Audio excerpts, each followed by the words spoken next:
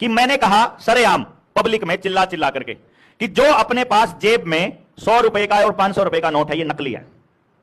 मैंने कहा ये नकली है।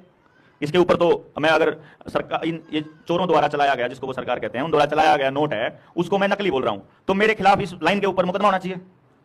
अब तक इन्होंने आज तक करा नहीं। मैं फिर कह दूं ऑनलाइन में बोलने लग रहा है नकली है भाई, नकली है। अच्छा, यह बात हमने पूछ ली कि भाई हमने आरबीआई को आरटीआई में डाल के पूछा कि जो ये गवर्नर का जो प्रॉमिस है, ये प्रोमिसरी नोट है, क्या ये कभी बदला गया है? वहां से जवाब आया कि हां बदला गया है।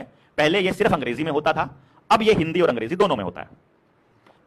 फिर हमने दोबारा लिखा क्या इसकी शब्दावली में बदलाव किया गया है?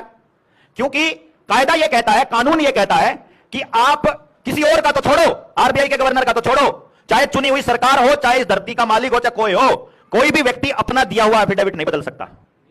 बदलता है तो वो क्राइम है, उसकी जेल है, अपराध है। अपना दिया हुआ एफिडेविट मतलब प्रॉमिस, तो आप किसी के प्रॉमिस को नहीं बदल सकते, अपने को भी नहीं बदल सकते, तो किसी और को तो छोड़ दो। तो आरबीआई से जब हमने पूछा कि क्या आपने इस नोट के ऊपर लिखा हुआ प्रॉमिस बदला है, और बदलने का लेवल क्या मैं आपको बताऊं, कोमा और फुल स्टॉप भी नहीं बदल सकते, अक्षर तो छोड़ो, कोमा और फुल स्टॉप भी नहीं बदला जा सकता। तो जी पहली अपील में नहीं जवाब दिया, दूसरी में गोलमोल करा, तीसरी में गोलमोल करा, फिर तो सीधा सीआईसी के पास वहां दिल्ली पहुंचे। लगभग 50 मिनट की बहस हुई। बहस के बाद भी मानने को तैयार नहीं हुआ आरबीआई का डायरेक्टर। फिर हमने ठाके और ये 1968 से पहले का नोट दर दिया उसके आगे, एक 10 रुपए का, वो वर्मा जी के पास है।